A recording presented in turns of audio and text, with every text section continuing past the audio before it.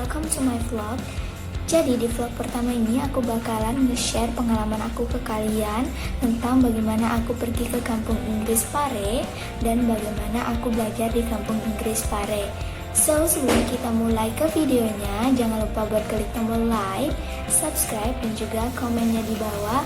Mungkin teman-teman semua sudah ada yang pernah ke kampung Inggris Pare dan ingin berbagi pengalamannya, bisa langsung tulis di kolom komentar. Nah teman-teman, jadi tepatnya pada tahun lalu 2019 bulan Juli, aku pergi ke kampung Inggris Pare bersama lembaga tur yang ada di kampusku. Secara pribadi sebenarnya aku ingin pergi sendiri, tapi ada banyak masalah dan kendala sehingga membuat aku pergi bersama lembaga tur. Nah, kalau misalnya kalian pergi bersama lembaga tur, biasanya tempat kursusannya sudah ditentukan terlebih dahulu. Jadi kalian tidak bisa pilih-pilih. Nah, pada waktu itu aku dapat kursus di The Eagle English Course. Tapi aku mengambil satu program lagi di PIS pada 2 minggu terakhir. Nah, jadi di sini juga aku akan nge-share ke kalian bagaimana sih sistem camp yang ada di The Eagle tepatnya atau di kampung Inggris Pare. Nah, jadi aku pergi ke Pare itu menggunakan transportasi bus bersama dengan teman-teman lainnya. Nah, pergi ke Pare dari kota Jambi untuk menuju Pare Kediri itu sekitar 3 hari 2 malam, dimana kami berangkat itu tepatnya pada pukul 11 pagi dan keesokan harinya sampai di pelabuhan, kemudian melanjutkan perjalanan sekitar 1 hari 2 malam di dalam bus. Kemudian melanjutkan perjalanan sekitar 2 hari 1 malam di dalam bus karena di hari ketiga itu kita sudah sampai di kampung Inggris Pare.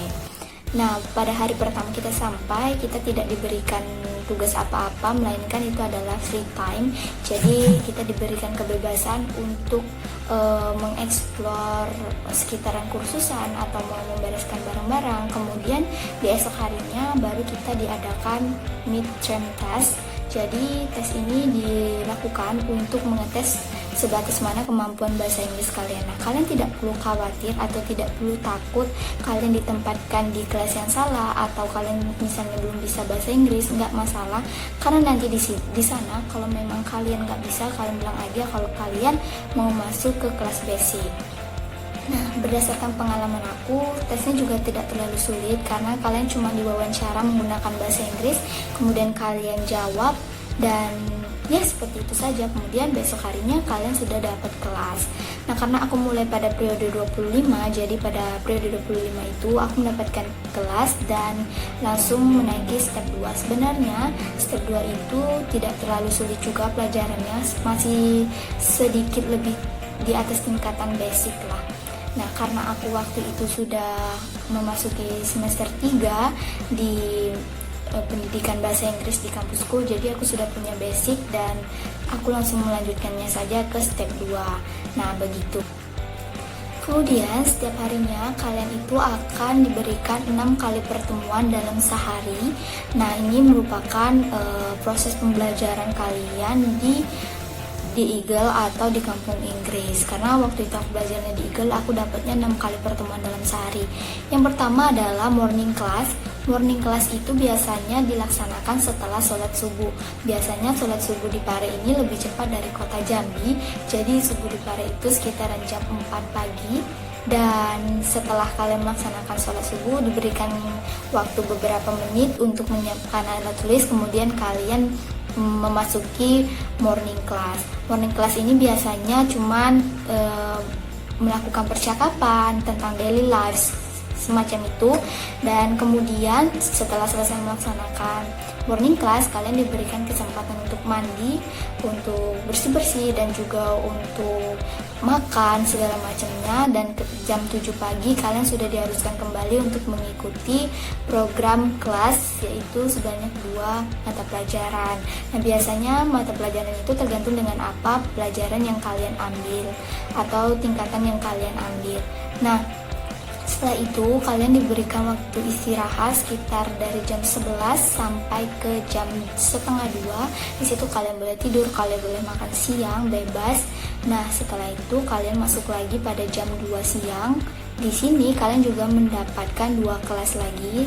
Jadi dari jam 2 itu kalian akan belajar sampai jam setengah 4 atau jam 4.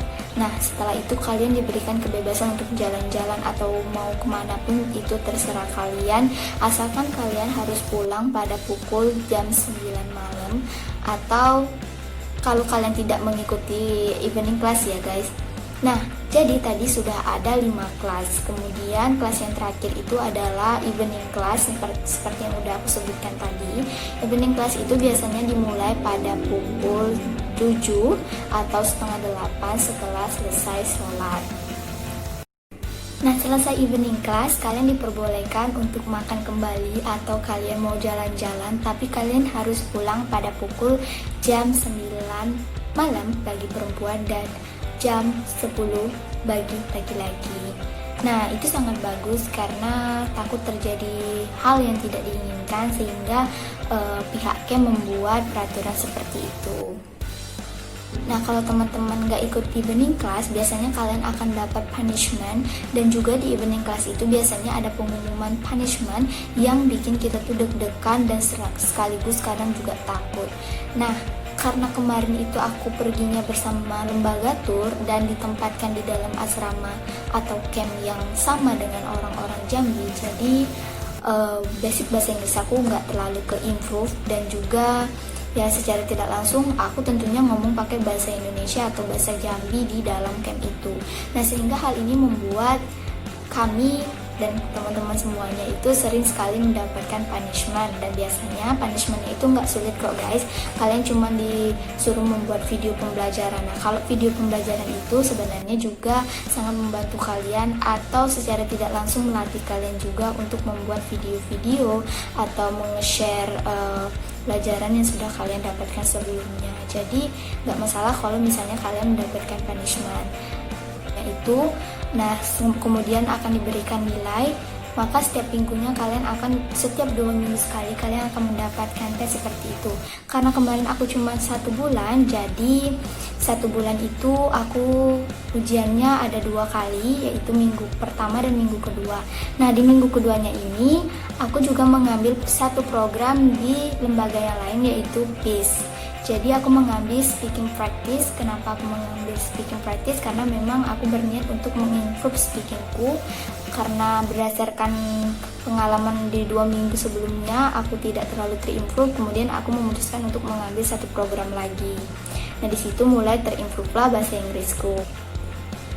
Nah, juga pada step ketiga itu atau minggu kedua di The Eagle, aku mendapatkan mid test, yaitu untuk nge-ref atau nge-ref lagu gitu, dan aku memilih Destik atau dari Richiga. Nah, di situ aku selalu belajar, aku selalu mengulang terus, karena aku tipe ke orang yang tidak bisa langsung dengan mendengar saja atau dengan melihat saja. Aku tipe ke orang yang melihat, mendengar, kemudian aku harus mempelajarinya terlebih dahulu.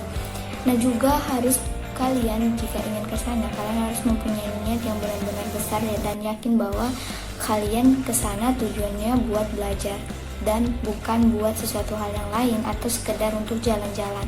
Tetapi bukan berarti kalian nggak diizinkan untuk jalan-jalan guys, karena setiap minggunya itu kalian akan diberikan kebebasan untuk jalan-jalan.